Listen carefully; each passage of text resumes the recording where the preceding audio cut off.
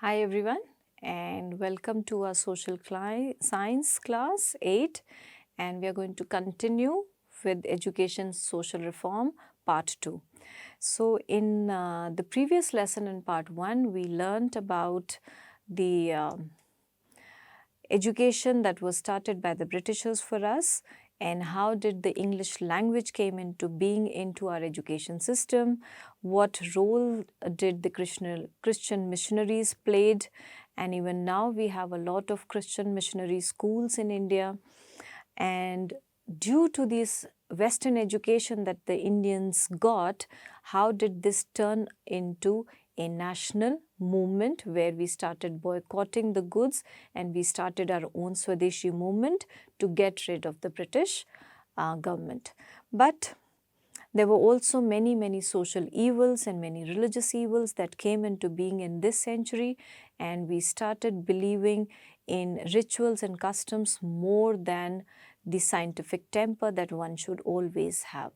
So let's find out what all was the contribution of the social reformers that came into this period, and how did they change the religion and the society for us to be living in a better world.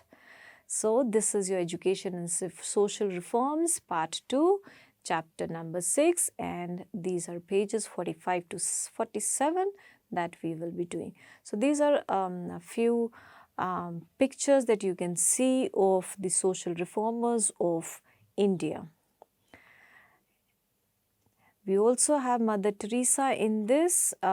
This one is a modern reformer that I would say, but we are not going to be talking about Mother Teresa. We will be taking about the social reformers where we had them before our independence. So these are social reformers before 1947. So the most famous I would say was Raja Ram Mohan Roy, and this is how he looked. He came from Bengal and he is known as the maker of modern India.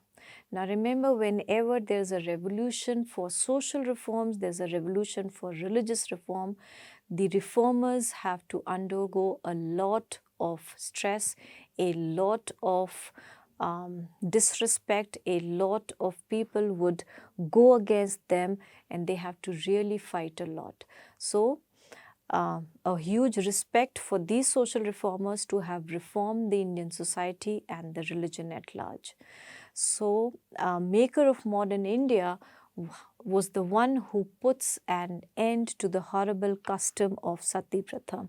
Now also remember, when these social reformers were there in the British period, they also had to ask for help from the Britishers. So these reformers, they were not able to do their work without the help and support of the British government. So it was a cooperative effort by the Indian social reformers as well as the British government. So Raja Ram Mohan Roy in 1814 established Atmiya Sabha.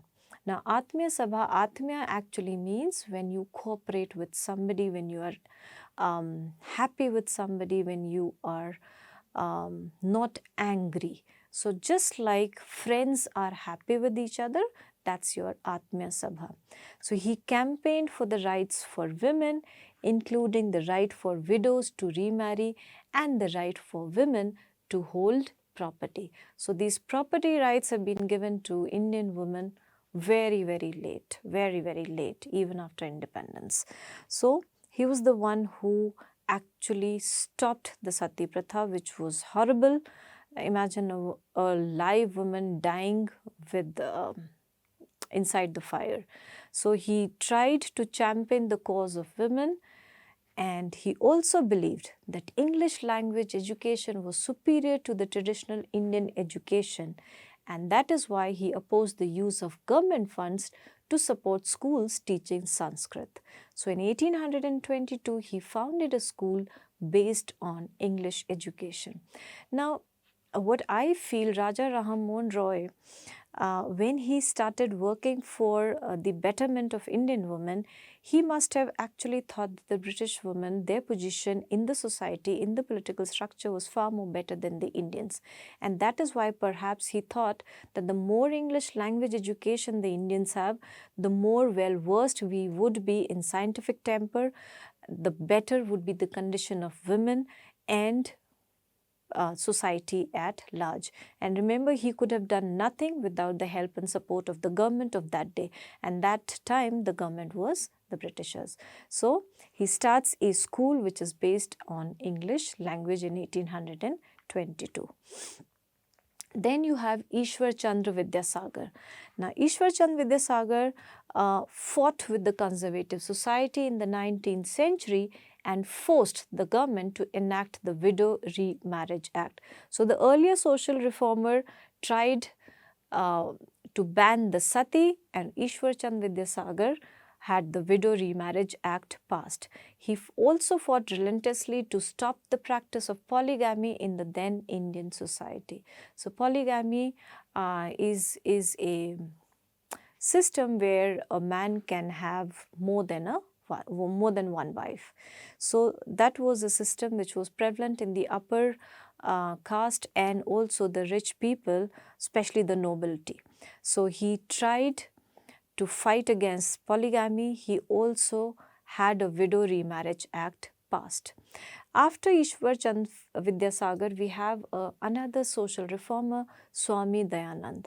And Swami Dayananda had a very, very good and a beautiful ashram in a city called Ajmer in Rajasthan. So he was the one, he introduced many, many positive reforms and also in religion as well, such as abolition of sati pratha, child marriage, dowry, untouchability in the prevalent caste system, and the introduction of women education.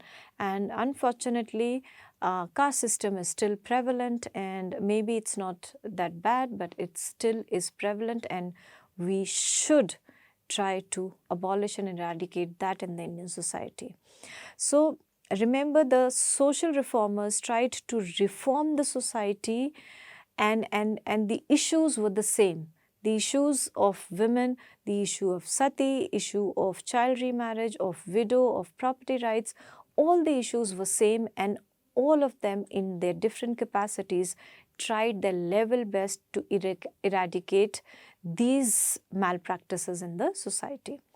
Now, in April 1875, Swami Dayananda established Arya Samaj, and this Arya Samaj is still in India as well as other countries also.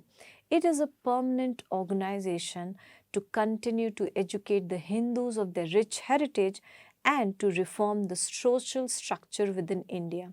And how did this happen? How do they want it to happen? Largely through the spread of education, and that especially of women. So Swami Dayananda actually spoke a lot about education and a lot about women education, and his Arya Samaj still does a lot of charity work and a lot of things in the field of education. Then you had Sir Syed Ahmed Khan. Now remember, polygamy was a system which was mostly prevalent in the Muslim society, and Sir Syed Ahmed Khan was the first one to start voicing his opinion against this practice of polygamy. He also stood up for education of Muslim women. If you compare the Hindu women with the Muslim women at that point of time, Hindu women had a better place in the societal structure, whereas the Muslim women were still fighting even for basic education. He also criticized the Muslim custom of easy divorce. So, easy divorce is when you say talaq, talaq and talaq, and the divorce is done. So, a man can say these words whenever he wants to, and the divorce is finalized. So, Muslim women were still fighting with this for the same right even till 2014. Now, all the social reformers, they cured. What is their contribution to the Indian society? All of them cured the Indian society of many, many evils. So, what were the evils? The evils were sati, dowry, widow remarriage, child marriage, caste system, Shudra, untouchability, all these evils that were prevalent in the Indian society. They were able to get the acts passed against the social evils with the support of the British. So that is why the support of the government was needed. Without them, there was not a single possibility that they could have achieved what they achieved then. So that is why we say that they played an important role in shaping a new India for all of us. So let's go to the evils of caste system that we talk about. The caste system is still prevalent in Indian society, and as I said earlier, that it must go away. So the first system that we say, why is the caste system evil? Why is the caste system not really good? So because it creates enmity and jealousy in the society. So if I am a Brahmin and he is a Shudra, the Brahmin is not going to mix with the Shudra. So what happens? The Shudra is always going to be jealous of a Brahmin who has a better prospect in the societal or in the setup of the Indian society. So it enhances enmity and jealousy among communities. Now, the second evil of the caste system is untouchability. Now, people of a particular community are said to be untouchables, which means that you do not let them enter temples, you do not let them drink water from the same well as you are drinking, you do not touch them, you do not invite them to your house, you do not have any marital relationships with them. So untouchability should be a big no in any modern society. Then another evil of a caste system is religious advancement.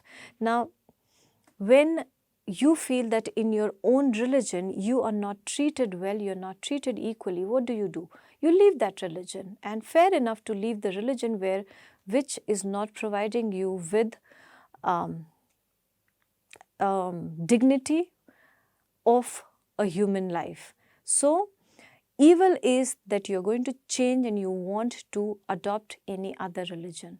So that is also something that we need to fight on. World brotherhood, of course, if I do not consider you as a fellow human being, the brotherhood of a world or of the entire universe is not going to happen in my country. Non-liberal outlook, you will never believe in the scientific temper, you will never be liberal in your approach, you will never even thought of accepting the other point of view. You will be very, very rigid in your own thought process. Then the caste system is anti-democratic. Why? Because democracy teaches us to be all free and independent, to express, to live the way we want to. But in the caste system, you're not allowed to live the way you want to live. So of course, it is anti-democratic as well. So enmity, jealousy, untouchability, religious advancement, world brotherhood, non-liberal outlook and anti-democratic are the 6 evils of a caste system. Now let's revise what all we did in this chapter. So what I want you to do is you have to take a notebook or a pen or a paper and list the evils of Indian society and what were the reforms which were undertaken by the Britishers and the Indian social reformers. So you can go to the first lesson, and there was Lord Macaulay, if you remember, he was the founder of the English education in India. You can start with that and then you can go on and start listing. It's not that the Britishers only gave us an unfair world. It also gave us something that we cherish even now. So there was a social reform taken by the Britishers along with the Indian social reformers. So I would want you to start reading that lesson, revise it and start listing it. Also, there are few evils in the Indian caste system that we talked about. So I have elaborated, and I would want you to first list them out and then elaborate on those pointers and write.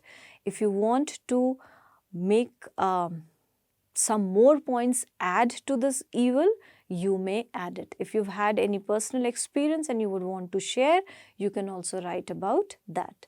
So I do hope that you enjoyed this class and you learned how the social reformers came along and were very, very helpful in establishing the Indian modern society that we have now. So bye-bye for now.